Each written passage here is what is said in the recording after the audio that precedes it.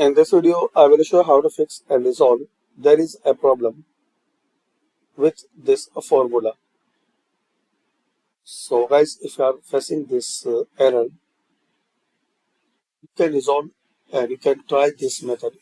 There are some methods. This is the first method in this video. If this method not works, so try second or third method in description video. So click on file, just click on OK, then file. So remove,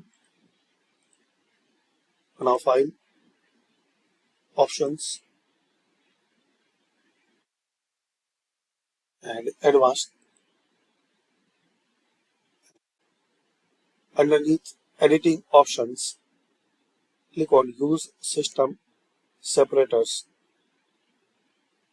Just select this option, use system separators, then click on OK. Now type this formula. So you will not get this error. Once you type this formula, or you can type any formula and you are facing that error, so you can try this method.